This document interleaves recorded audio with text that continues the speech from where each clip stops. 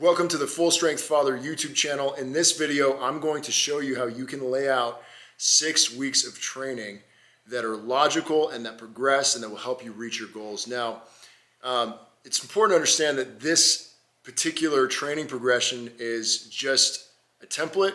It's not individualized for your needs, but hopefully you can take the concepts that you learn in this video and apply them to your own training and find a lot of value in it.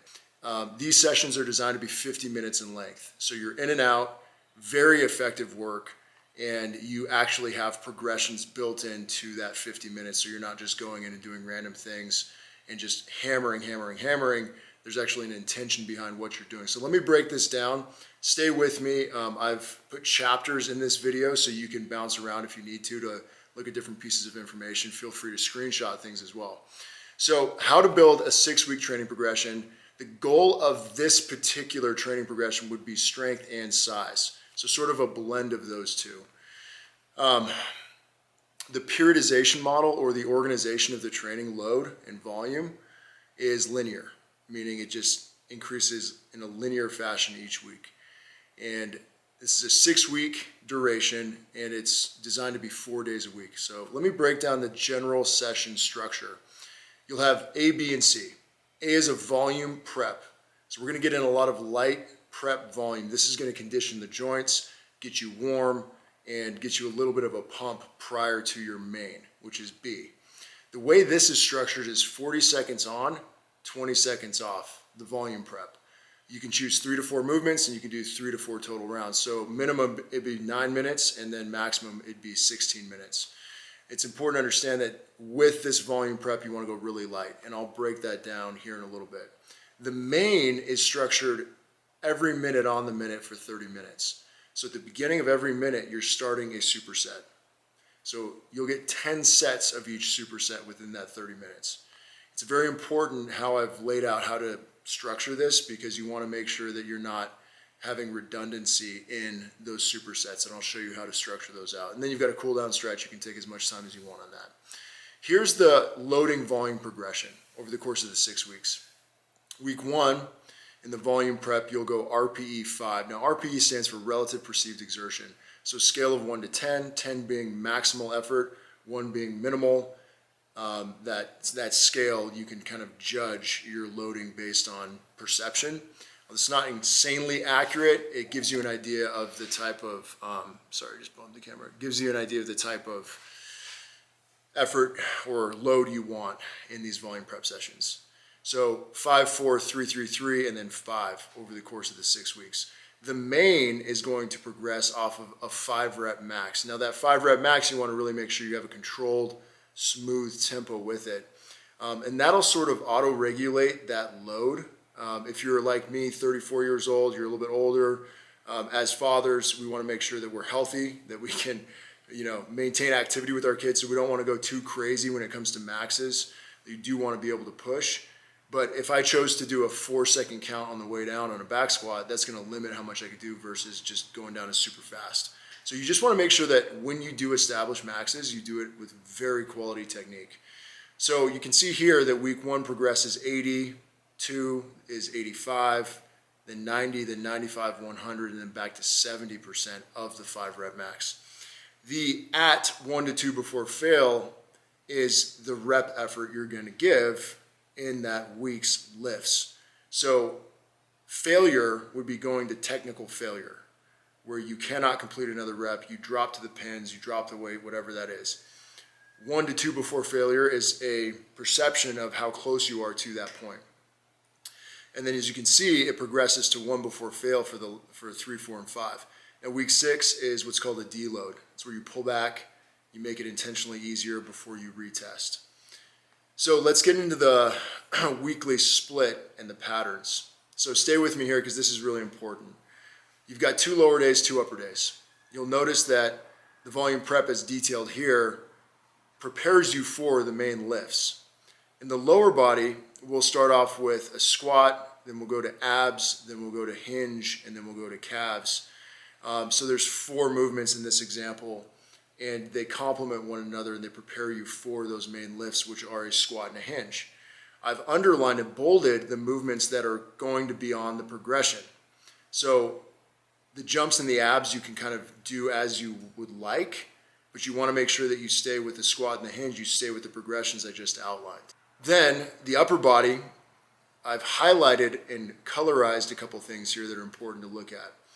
So day 2, volume prep, you've got a horizontal pull, which complements superset 1, which is a horizontal press. So I'm doing opposing muscle groups there. So in the prep, I'm doing an opposing muscle group or pattern to the main superset. You can see the same thing reflected with the vertical press in the warm-up and then the vertical pull in the actual main. And that is also reflected on day 4. So my mains, I'm getting a horizontal press and pull on those 2 different days and a vertical pull, vertical press. And this is to maintain balance in the training program. So I'm not doing too much horizontal pressing and I'm neglecting other areas or whatever it might be. It allows us to maintain balance in the training volume, which is really cool. So hopefully you can see how that complements itself. And you'll notice the only difference between day 1 and day 3 on the lower body is that you start off superset 1 with a hinge, and that's paired with that dynamic movement, a jump of some sort. And then the abs are paired with the squat on day 3 instead of the hinge on day 1.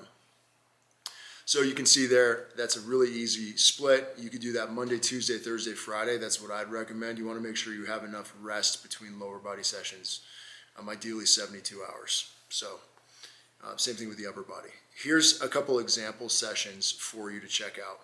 Day 1, lower. I've selected movements here based on what I just showed you on that other sheet. Heel elevated bodyweight squat, so I'm emphasizing quads here. An RKC plank, you can YouTube that. It's an amazing variation of a plank. Then a pull through for the hinge, cable or band, and then a single leg calf raise going 5 per side. So you'll set your timer, you go 40 seconds of heel elevated bodyweight squat, and then you'll rest for 20 seconds, go into the plank, rest for 20 seconds, go into the band or cable pull through, rest for 20 seconds, and then single leg calf raise, rest for 20 seconds. Do that for 4 rounds, 16 minutes. You'll be very warm. And this also sort of functions as a conditioning element for you, so you can have your general physical preparation or GPP at a really good level going into those main lifts. It's a little bit of a pre-fatigue, pre-exhaust, but it shouldn't, at the RPEs that I've described, it shouldn't be too tough. And what's cool about the RPEs that I laid out for you is that when your main lifts are lighter in the progression, you go a little bit heavier in the prep.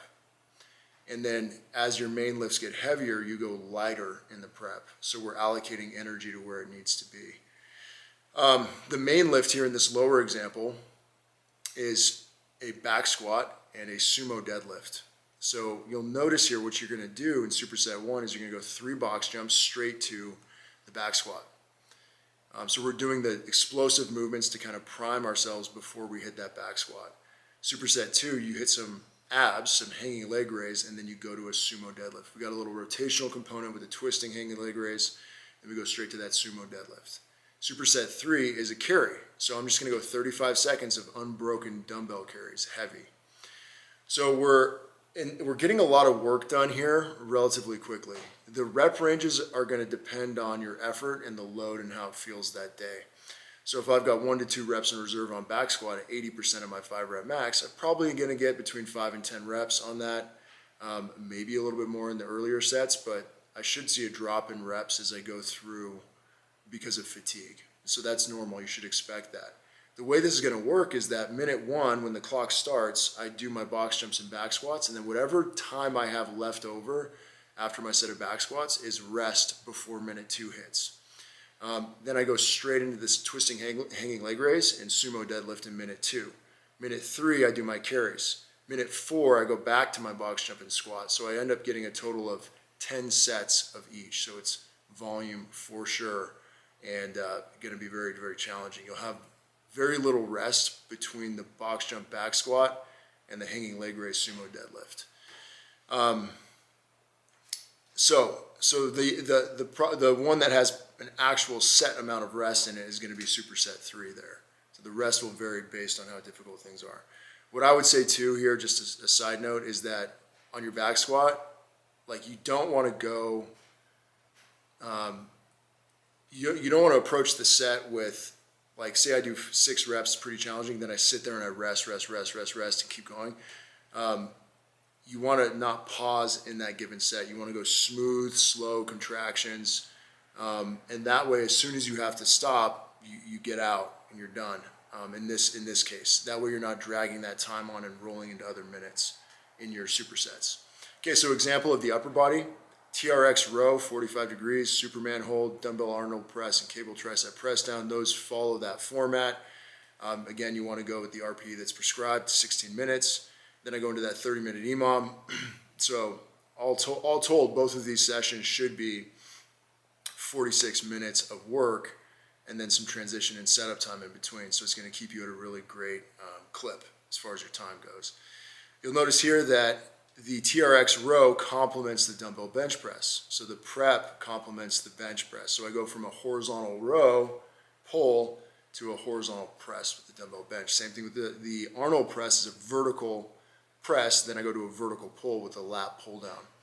And then here's something that's interesting, right? That superset 3 on the upper body days, you should choose biceps, triceps, shoulders, any weaknesses or areas that you want to bring up. And then you don't have to do all 10 sets of that with one given movement. You could break it up into 5 sets of dumbbell curl, 5 sets of lateral raise or triceps or front raise or whatever. But I just recommend that you pay attention to the main pressing and pulling movements, and you don't do something that's compounding in the muscles that it hits. So for example, on the bench press, if I hit a front raise with that, I'd probably get pretty fatigued on that bench. So a lateral raise or reverse, fly, something like that would be good, hitting those different components of the shoulder that don't necessarily get hit with a dumbbell bench press. So here's what you need to get started with this. You need to make sure that you select your main movements. You need a horizontal press, horizontal pull. You need a vertical press, vertical pull. You need 2 hinge variations and 2 squat variations. So once you select those, then you're set up and you just need to test those out. I'd recommend choosing movements that you know are going to benefit you the most. Also movements that are going to help you stay healthy and get the results that you want to get outside of the gym from an activity standpoint. Then you need to select your volume prep movements. It's okay to have some repetition in these, but you want them to attack your weaknesses. You want them to work positions that you need to work on. And you realize these are going to be lighter, so you can focus on just cycling, quality technique, and getting a lot of good volume. And over time, that's going to bring up those weaknesses like crazy. It's going to be really good. And then finally, I mentioned earlier, but you want to establish quality 5-rep maxes in the main movements, because that informs all of your percentage progressions for the 6 weeks. So make sure that those are really high quality technique. I can do another video at some point on how to work up and establish a max, but you can find some great information online on that as well. So a couple notes. I mean, you could base the whole progression off a 10-rep max, and you could base it off of a 3-rep max or a 1-rep max if you wanted to. I just chose 5 reps because it's a really great range where you're lifting fairly heavy, but you're not going too heavy.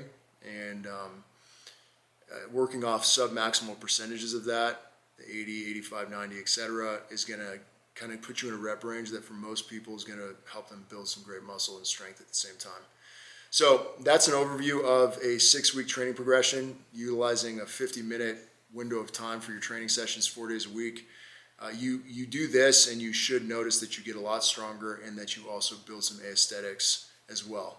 So it's a really cool blend of those 2 things, and I hope that makes sense. I'm looking forward to anybody who tries this out. Any questions that you have, please reach out. Just wanted to give this resource to you guys, and hopefully it can set you on the right path, give you some more perspective and structure on what you're doing. Really appreciate you hanging out here at Full Strength Father. FullStrengthFather.com is coming soon. More resources like this. You can, of course, DM me or comment if you'd like the actual PDFs of this. I can send those to you.